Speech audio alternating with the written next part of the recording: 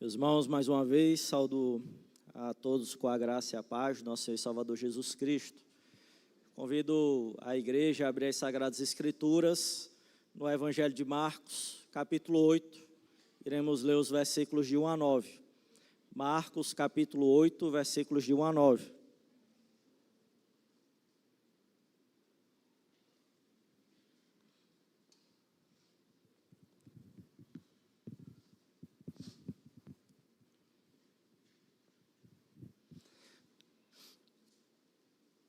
Evangelho de Marcos, capítulo 8, versículos de 1 a 9, diz o seguinte, o texto sagrado. Naqueles dias, quando outra vez se reuniu grande multidão, e não tendo eles o que comer, chamou Jesus os discípulos e lhes disse, tenham compaixão desta gente, porque há 3 dias que permanecem comigo e não têm o que comer. Se eu os despedir para as suas casas em jejum, desfalecerão pelo caminho, e alguns deles vieram de longe.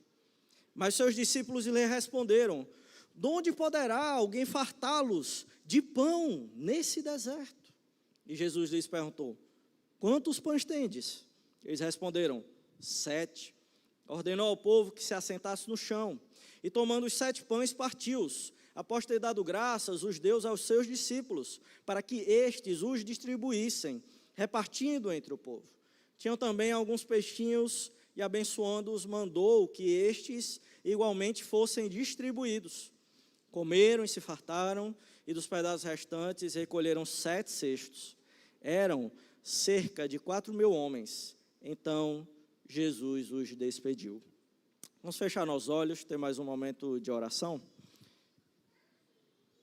Senhor, nós queremos agradecer imensamente as Sagradas Escrituras que podemos lê-la e pedimos ao Senhor que aplique esse poder sobrenatural do Teu Evangelho aos nossos corações, que a Tua Palavra possa encontrar corações contritos e quebrantados e solos férteis para a multiplicação e para a frutificação do Teu reino. Eu peço a Ti que possa ser encontrado como obreiro fiel, que não tem do que se envergonhar e que maneja bem a palavra da verdade. É isso que eu te peço em nome de Jesus. Amém. Nem todo mundo quer Deus.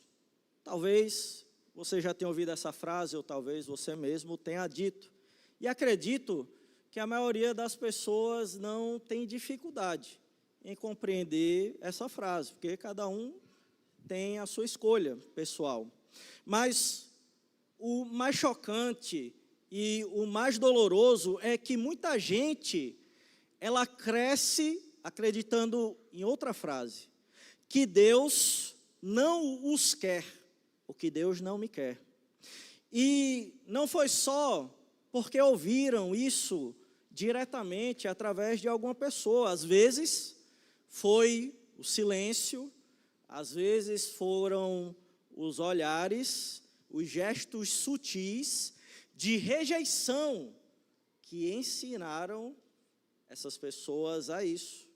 Foram anos convivendo com a sensação que só existe lugar certos para certos tipos de pessoa que Deus ele tem mais apreço. Aqueles que falam, têm uma fala religiosa, jargões religiosos. Aqueles que têm um passado impecável e limpo, sem sujeira. Aqueles que se encaixam nos moldes e eles vestem roupas certas e dizem palavras certas e nunca erram feio demais. Enquanto isso, quem carrega marcas de dúvidas, marcas de vícios, erros repetidos, vai aprendendo a se esconder ou vai aprendendo a se conformar com a ideia de que a mesa de Deus não foi posta para eles. É aquele divorciado que se sente um cidadão de segunda classe, que a todo momento tem que preencher em algum formulário que é divorciado. É o jovem com desejos, com paixões que são incontroláveis e não sabe como lidar com isso. É a mulher que sofreu abuso e nunca se sentiu pura o bastante. É o homem que já foi preso, a mãe que abortou, o filho que saiu da igreja, o religioso que é ferido por outros religiosos. É o que está longe demais, segundo os critérios humanos, segundo os critérios visíveis. E no fundo há uma pergunta que nunca é dita em voz alta, mas que ecoa dentro de muitos corações cansados. Será que Deus realmente se importa comigo? Será que existe compaixão para alguém como eu? É aí que o Evangelho choca, quebra expectativas e confronta preconceitos. Em Marcos 8, Jesus, ele está cercado não por religiosos, mas por estrangeiros, gente de fora, gente que, segundo os critérios da época, não deveria nem estar perto de Jesus. Mas diante deles, Jesus declara: eu tenho compaixão desta gente. O rei, ele não se isola em palácios, ele sente a dor dos que estão longe. E mais do que sentir, ele age. Essa cena em Marcos capítulo 8 não acontece por acaso. Não é só mais um milagre. Ela está no coração de uma narrativa maior, uma história que Marcos está cuidadosamente construindo e nós temos acompanhado nos domingos à noite. Se quisermos entender a profundidade dessa declaração de Jesus Cristo, precisamos dar um passo atrás e ver onde estamos na caminhada do Evangelho. Meus irmãos, minhas irmãs, o Evangelho de Marcos, ele não é apenas uma biografia acerca de Jesus Cristo, mas, na verdade, é uma proclamação urgente, mas feita com cuidado para mostrar quem ele é. Está escrito para cristãos que viviam em Roma, em meio à perseguição, em meio à confusão cultural de sua época, tensões de etnia que existiam entre gentios e judeus. Marcos, ele fala a um público misturado, tanto judeus quanto gentios, que tentam entender se há de fato um rei que é acima de todos os reis, e se esse rei os vê, se esse rei os acolhe e se esse rei os quer no seu reino. Desde o primeiro verso de Marcos, Marcos já vai apontando para a gente a identidade desse rei. Ele tem um nome, é o princípio do Evangelho de Jesus Cristo, o Filho de Deus. Marcos capítulo 1, versículo 1.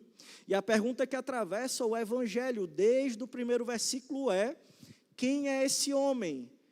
Marcos, ele vai confirmar cada vez mais o que lemos no versículo 1, porque Jesus, no capítulo 1, ele ensina com autoridade diferente dos escribas, dos fariseus. Jesus, ele expulsa demônios com uma palavra. Jesus, capítulo 2, ele perdoa pecados, algo possível só para Deus. Jesus, capítulo 4, acalma as tempestades. Jesus, capítulo 5, ressuscita os mortos. E tudo isso aponta para a realeza de Jesus Cristo.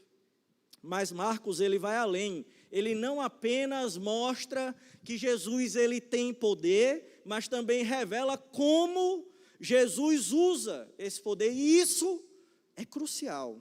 O verdadeiro rei, ele não reina à distância, mas ele caminha perto, na verdade, ele caminha entre o seu povo.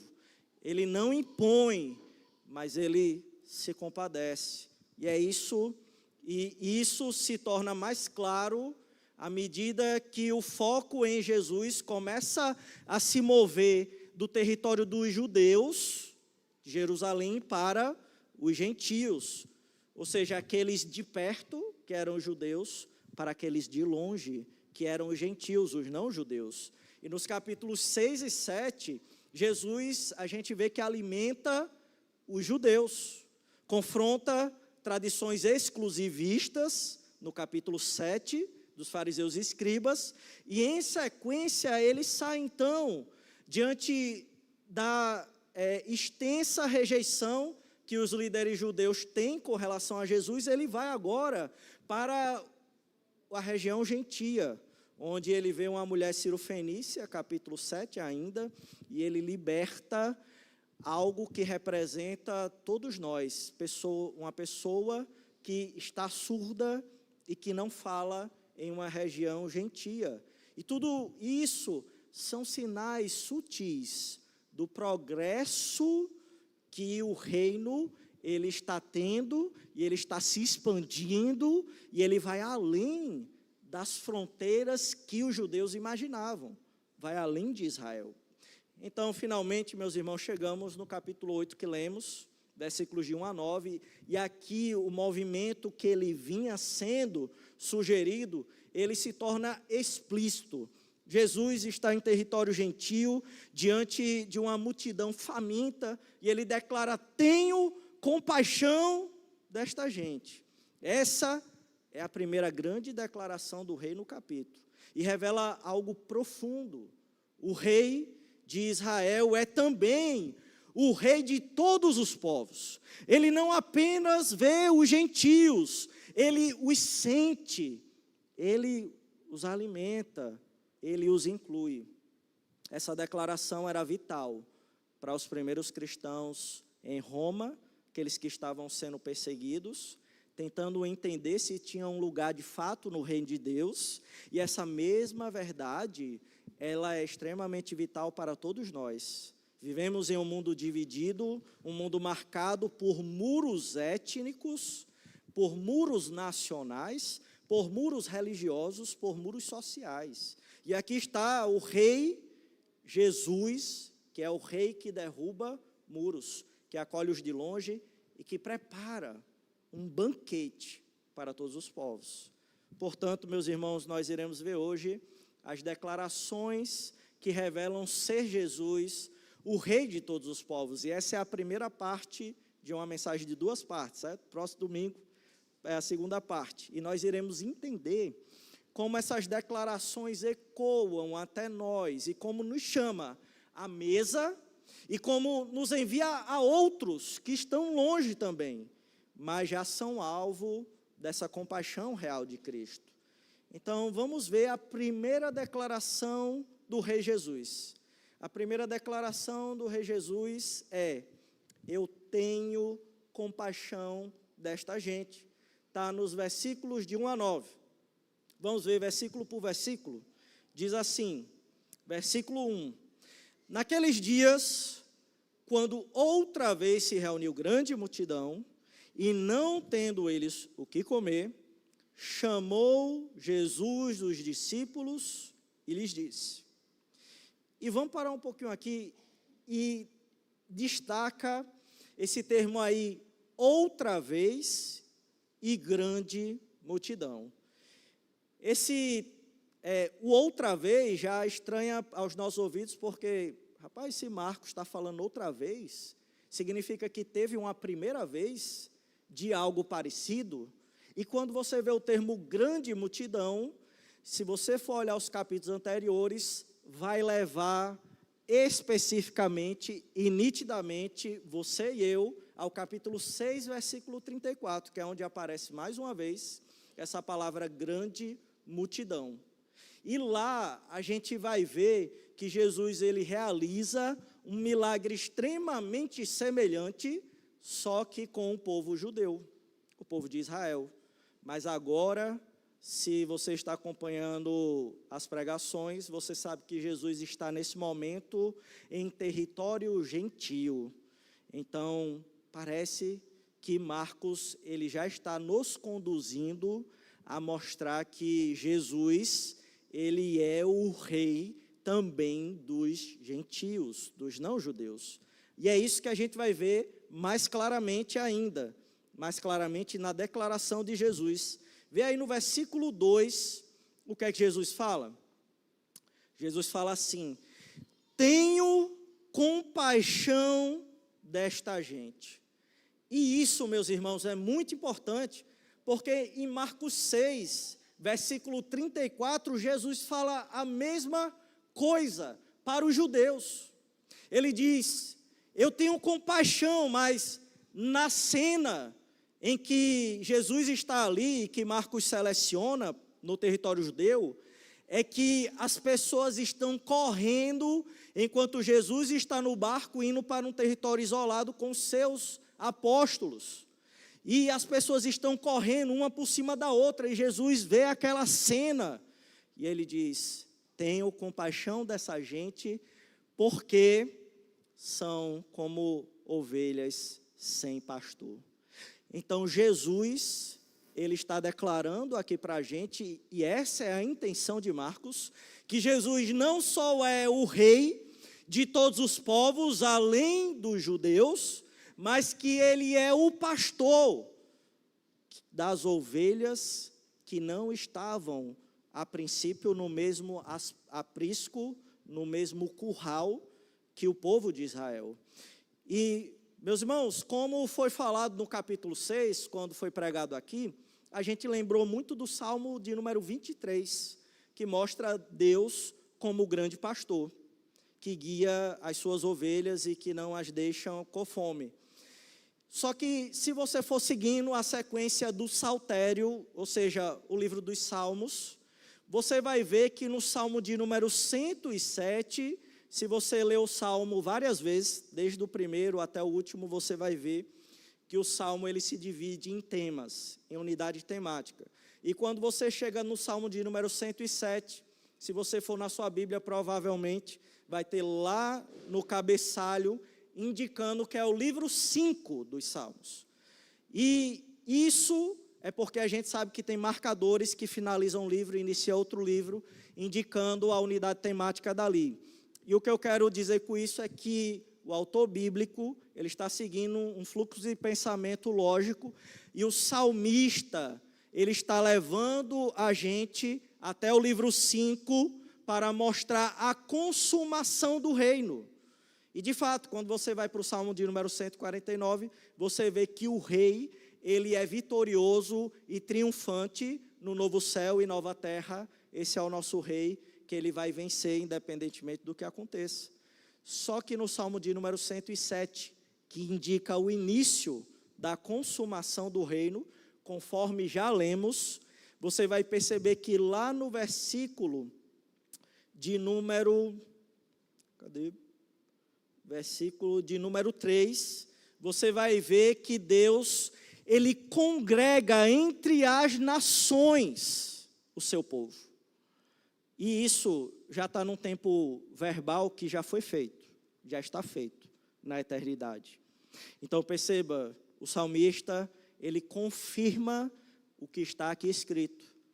Deus, ele é o pastor, não só de Israel, ele não é pastor só daquele povo o qual originalmente ele se revelou e selecionou como o seu povo, mas ele é povo para todo aquele que crê nele, e a revelação máxima disso se encontra na pessoa de Jesus Cristo. Jesus Cristo, ele é esse rei, ele é esse pastor, que ele tem compaixão não só de Israel, mas ele tem compaixão de todo aquele que crê no seu nome.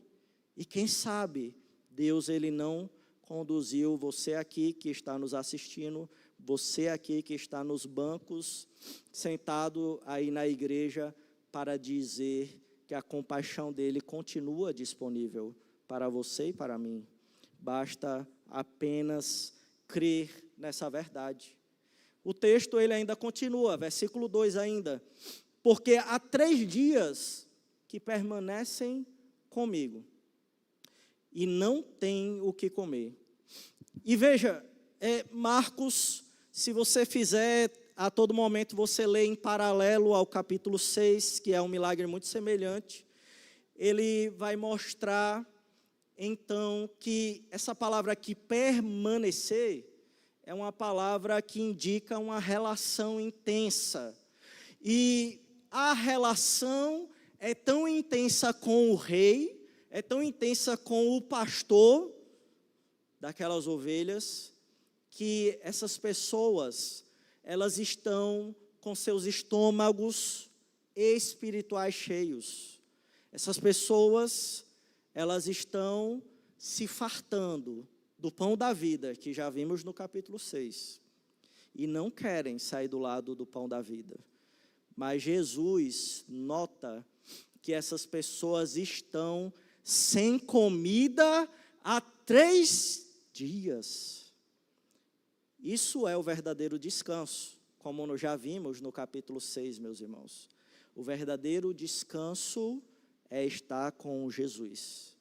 Se você está cansado, se você está abatido, saiba que o verdadeiro descanso que a sua alma ela necessita é a pessoa de Cristo. E diferentemente do que achamos, a igreja não é um dever.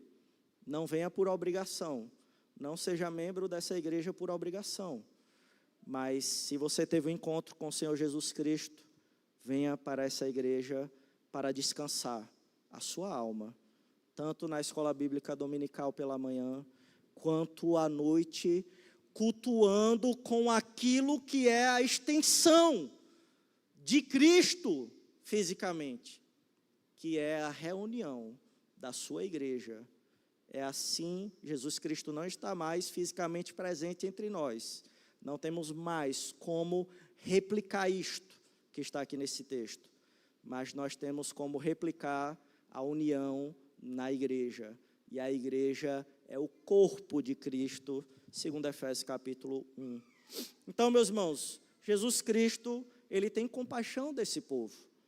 Esse povo está com Jesus há 3 dias, eles estão fartos espiritualmente, mas tem algo faltando, justamente a necessidade básica, física deles. E isso dimensiona para a gente que quando a pessoa está farta espiritualmente, ela às vezes desfoca naquilo que é terreno, de tão descansado que está em Cristo e tão seguro que está nas mãos do seu pastor. E veja o versículo 3, o que é que continua Marcos dizendo para nós. Jesus diz assim: despedi para as suas casas em jejum, desfalecerão pelo caminho. E alguns deles vieram de longe. E se você lembra daquele mapa que exibimos aqui, Jesus ele sai de Tiro, ele vai para Sidom, e ele faz tipo um U. E ele vai pelas regiões de Decápolis, que são todos territórios gentios, ou seja, não judeus. E essas pessoas, conforme ele vai encontrando nessas cidades, elas o seguem e quer relacionamento com eles. E quem sabe essas pessoas estão muito distantes das suas casas, porque estão há 3 dias com Jesus. Jesus é esse pastor que ele se preocupa primariamente com a sua e a minha espiritualidade, secundariamente com as nossas necessidades físicas. Versículo 4, continua dizendo: mas os seus discípulos lhes responderam: donde poderá alguém fartá-los de pão neste deserto? E veja, meus irmãos, no capítulo 1 já falamos que Jesus, ele está inaugurando um novo êxodo. Capítulo 6, o novo êxodo é o quê? É quando o povo de Israel ele está em transição da cidade que o escravizava para a formação de uma outra cidade, uma outra habitação, nesse processo de libertação da escravidão. Esse é o novo êxodo. E a gente já viu que essa condução de Jesus como rei do novo êxodo está nos levando a uma libertação dos nossos pecados e nos conduzindo ao novo céu e à nova terra. E no capítulo 6 de Marcos, que é onde acontece esse milagre de forma muito semelhante com o povo judeu, já vimos que ali Jesus Cristo ele se mostra como o novo Moisés, na verdade maior do que Moisés, e que ele sacia o seu povo, assim como Moisés ele conduziu o seu povo no deserto e estava distribuindo o maná.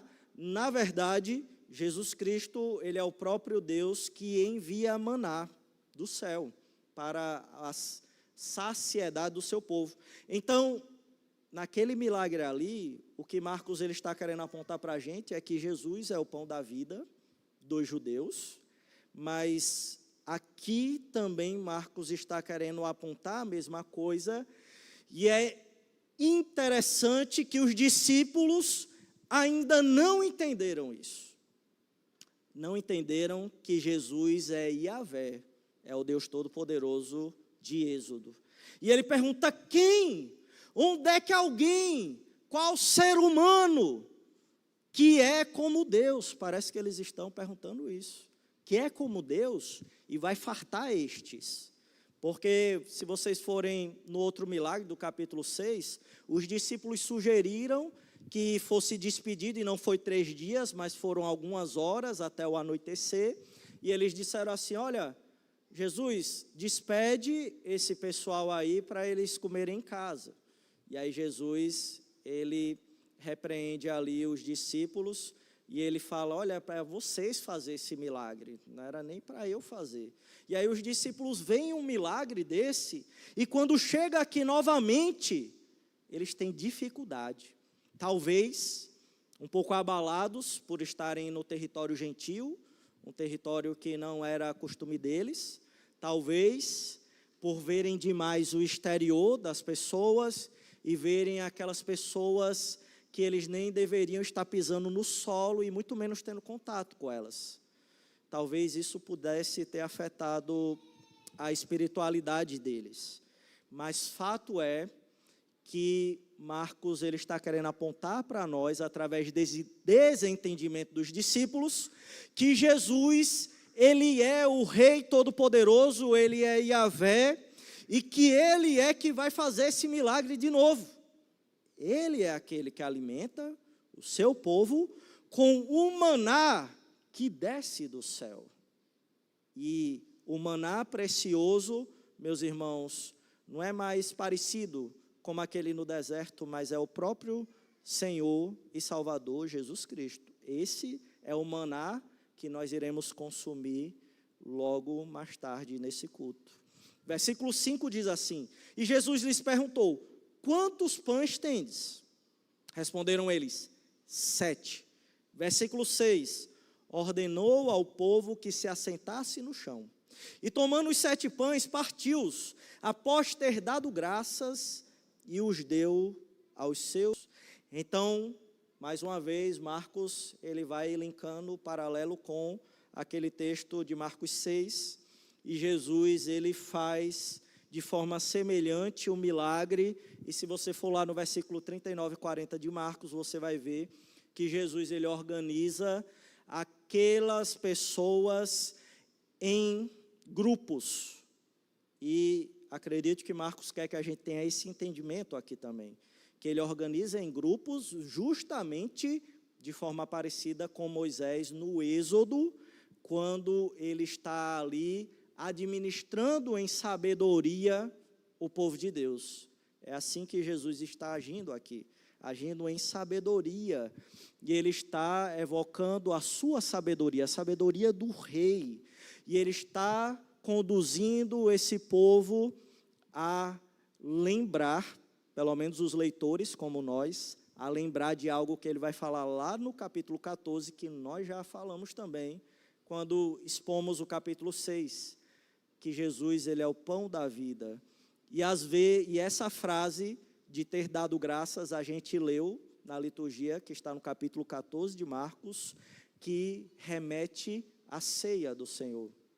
Jesus Cristo é o pão da vida que ele mesmo se dá para as suas ovelhas. Ele parte a si mesmo para que alimente espiritualmente as suas ovelhas. Esse milagre não está fazendo só uma referência material, mas está apontando para algo que Marcos, o trabalhar de Marcos é de desenvolvimento, é de progressão, para que cada vez fique mais claro para nós que Jesus é o Rei que serve os seus discípulos, dando ele mesmo em resgate de muitos. E isso, e Marcos, utilizando essa simbologia aqui, ele fala então, prosseguindo no restante do versículo 6, que os seus discípulos, deu aos seus discípulos para que esses os distribuíssem, repartindo entre o povo. Vamos ler versículos 7 e 8, diz assim: tinham também alguns peixinhos, e abençoando-os, mandou que estes igualmente fossem distribuídos.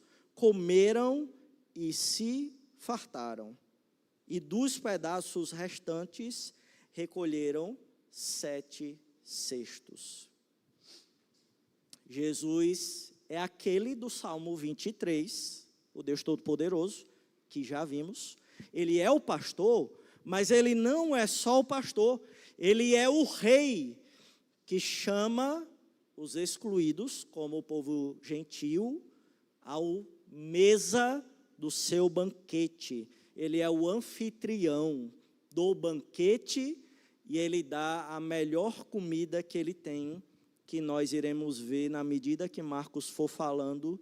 O capítulo 14 vai ficar mais claro para a gente que ele dá a si mesmo como banquete espiritual para as pessoas. Parece, e na verdade é, Marcos ele está fazendo, vocês lembram, a mulher cirofenícia, o que é que ela falou? Das migalhas, Senhor, dos pães, os cachorrinhos se alimentam debaixo da mesa. Mas Jesus está mostrando agora que ele está dando o pão inteiro para aquele povo que era desprezado. Parece que a oração da mulher cirofenícia, ela está sendo respondida aqui. Não são mais os restos, mas é o pão inteiro que é dado para todo aquele que crê. E quando Marcos, ele coloca aqui, recolheram 7 cestos, e perceba que ele repete 2 vezes essa palavra. E essa palavra cestos, por exemplo, no original, ela era mais usada em território gentio e se referia a cestos largos.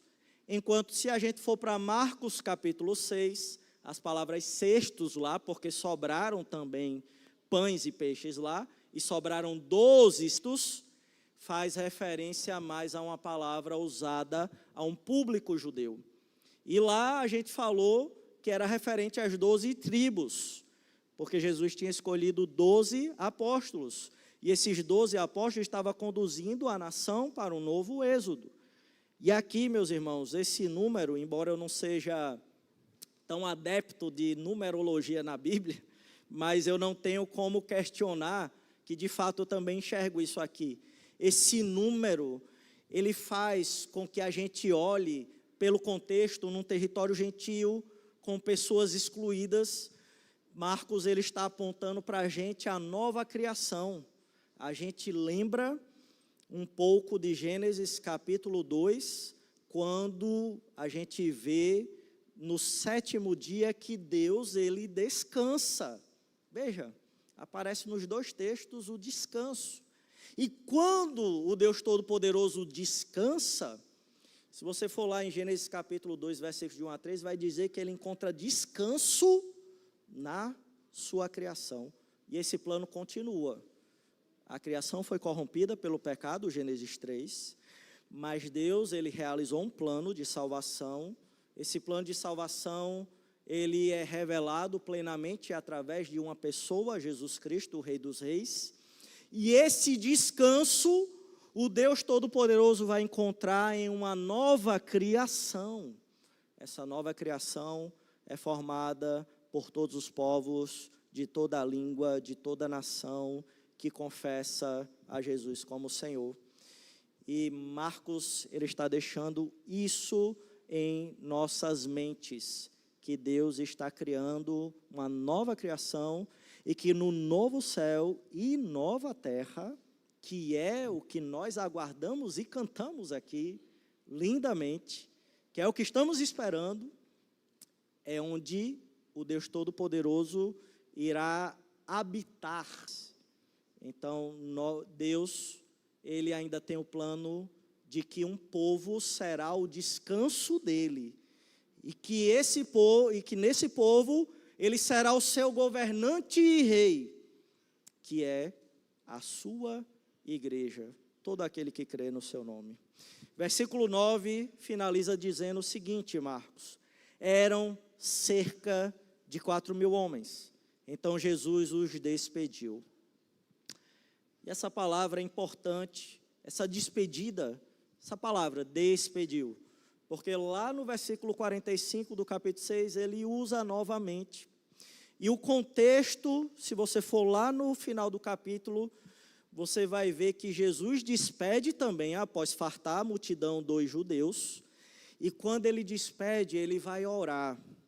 E lá, assim como aqui, Jesus ele está mostrando que ele tem um reinado e uma liderança diferente do Império Romano.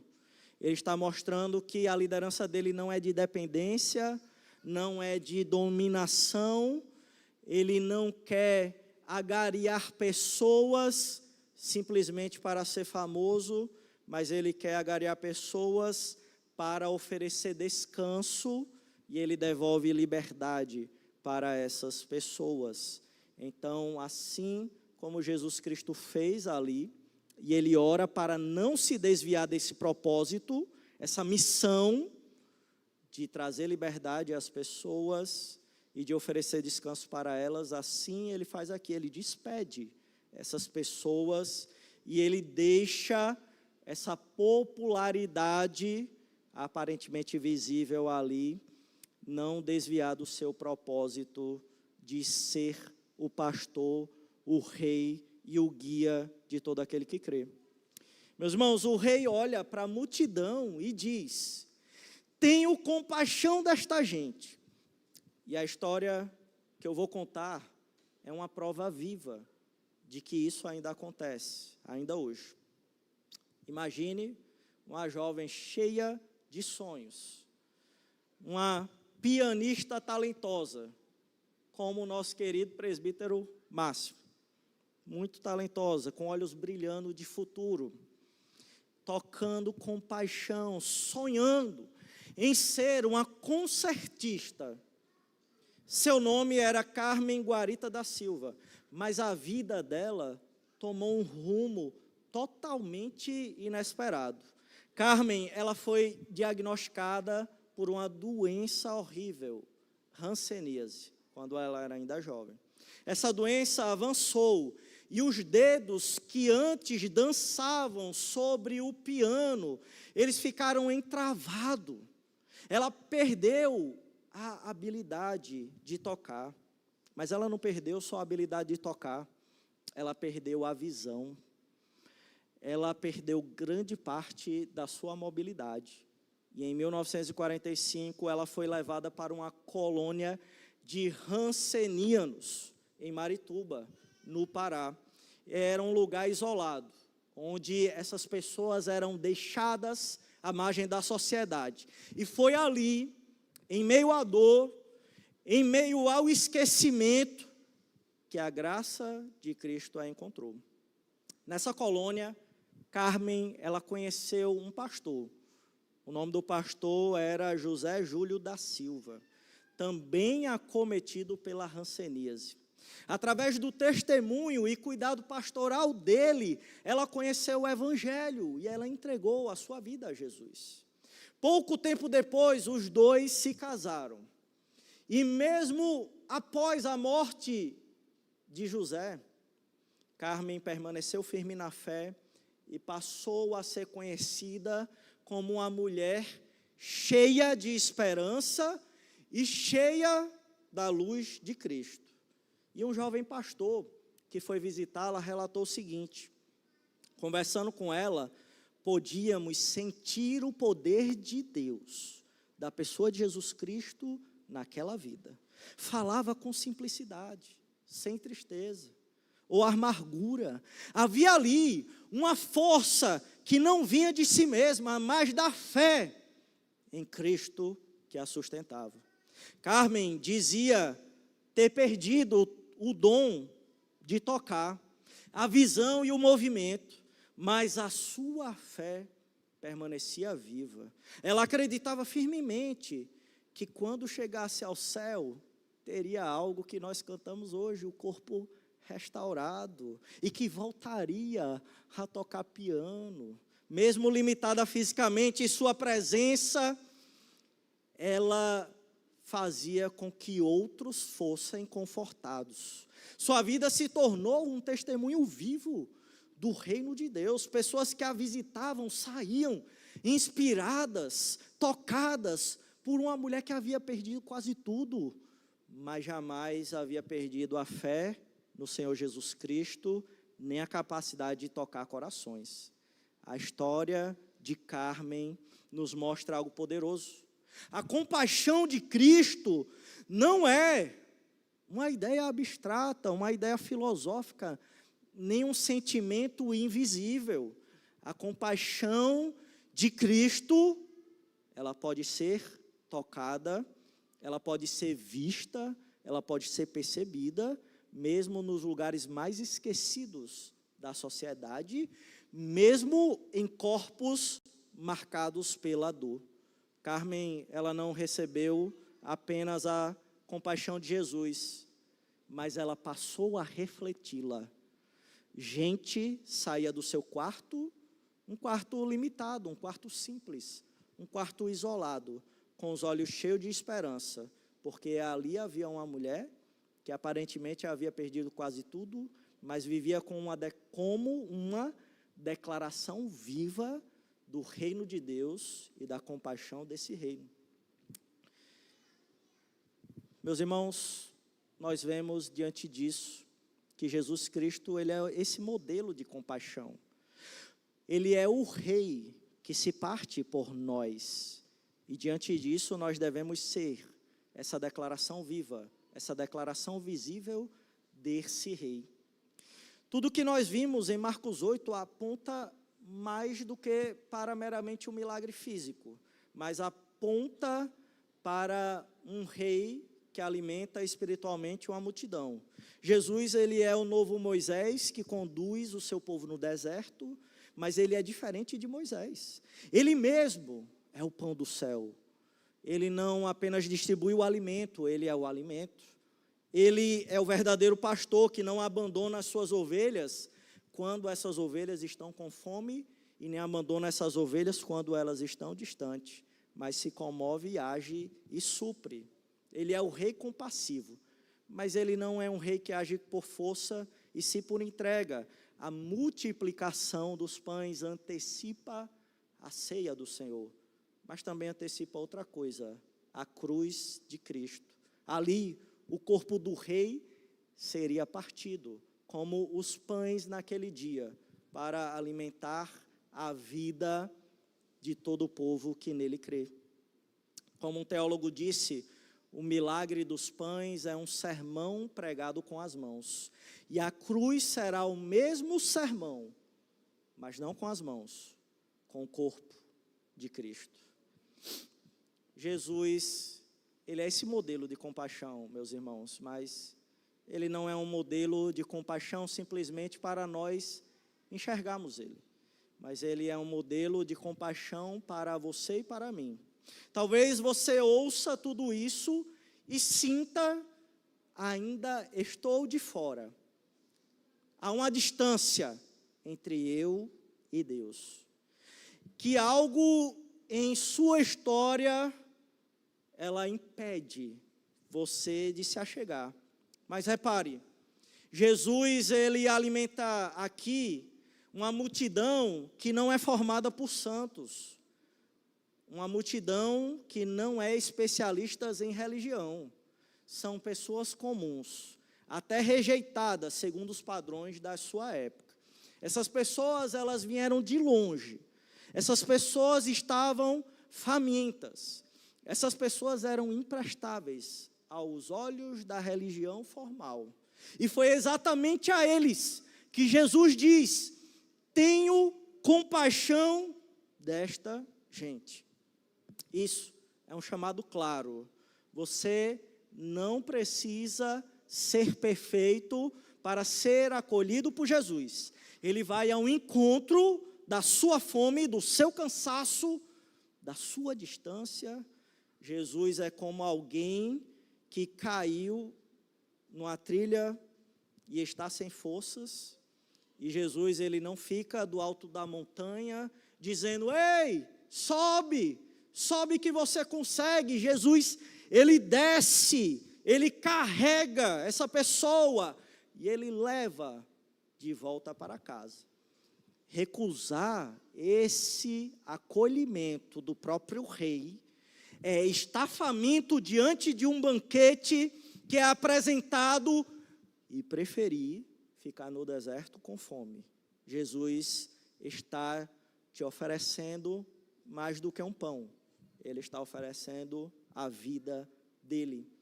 Se arrependa dos seus pecados e é um Salvador. Meus irmãos, a compaixão de Jesus, ela não é para ficar só com o rei, mas ela é para ser refletida na igreja local. A igreja é formada por um povo que deve refletir essa compaixão. E essa compaixão na igreja local deve ser o eco do que é invisível para tornar visível a compaixão para todo aquele que chega nessa igreja local e para toda pessoa que não está aqui dentro, mas que está aí fora e vê essa igreja local.